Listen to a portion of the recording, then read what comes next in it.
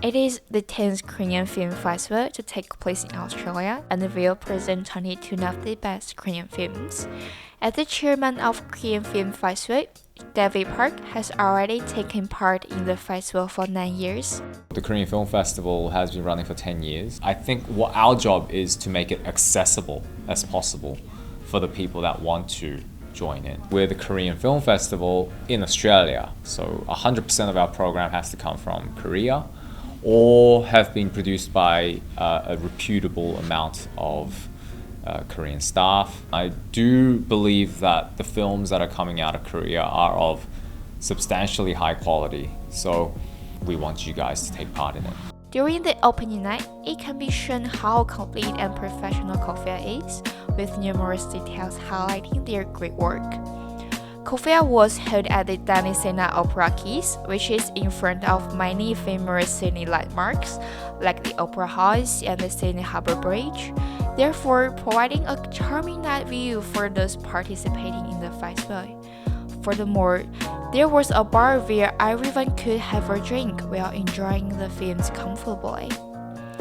There are various different reasons for people attending KOFFIA. Some of them are coming for the film, while some of them are participating because of the festival itself.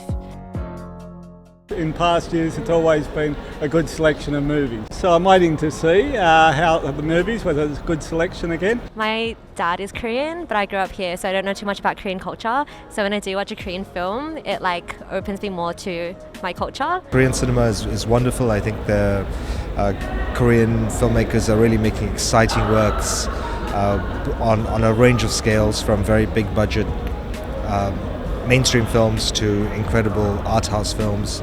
So it's a great cinema industry, so we're happy to support it.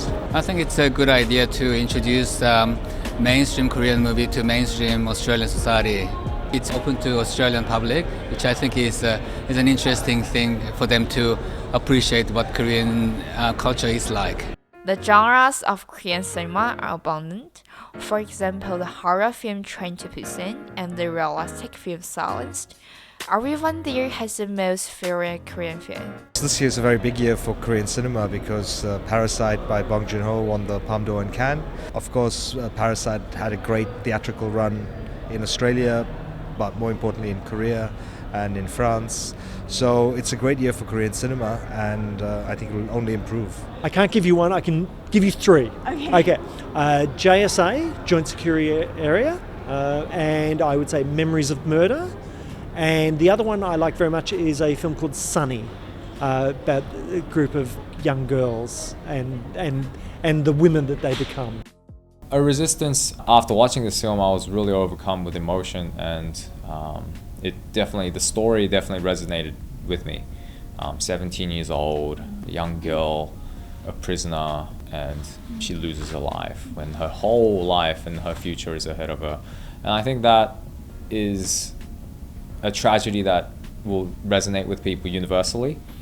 So I really wanted that to open this year, because it was not just a great film, it was also relevant with the times. 2019 marks 100 years of the provisional government of the Korean people, and it also marks 100 years of Korean cinema. Korean film is often inherently political, not always, and not just to do with the colonial era, but also to do with the North and South, the left and right. So Korean cinema is almost always political in some way. The diverse characteristics and the distinctive expression of Korean film makes KOFFIA to be a festival that has unique features. This helped the festival to engage with participants from different age and cultural backgrounds. I think I have seen some Korean films, and they're like talking about the classes difference, classes conflicts in Korean. That is like really interesting, I think. In terms of film, I think Korean cinema is really amazing, and I think compared to like the other countries out there, Korean cinema has a lot to offer. The thing that I love about Korean film is that the people I see on the screen true to the people that I meet.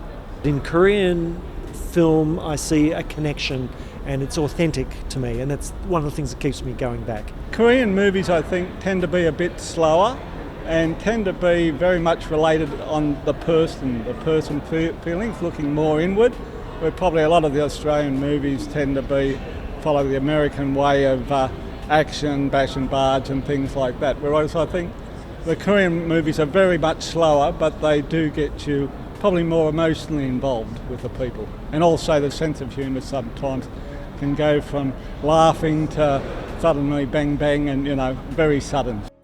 Busan and Pifan are kind of a wider spread of films, so films from many countries and what have you, where this is a specifically Korean focus, though those other festivals will have a Korean retrospective and concentrate on one actor or one director. I mean, it's only the beginning of this year's KOFFIA, so it's a bit hard to tell, but, big attendance tonight, and very special feeling because it's 10 years, I think. But all the other festivals have also been quite good. In the past 10 years, KOFFIA has gradually begun to stand out from the numerous international film festivals in Australia. More and more famous directors and popular actors are willing to come to Sydney and promote Korean culture. And for the next 10 years of KOFFIA, David has his own plan. We should be asking ourselves, where should we go from now for the next 10 years? And I think we have to try and stay as consistent as possible. Try and not get too swayed by trends and swayed by other visions, but to always remember our vision of encouraging cultural understanding between Korea and Australia and using film as that format.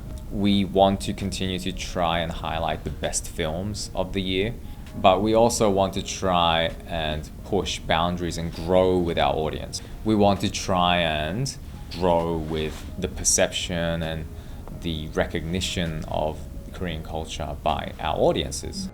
KOFFIA 화이팅!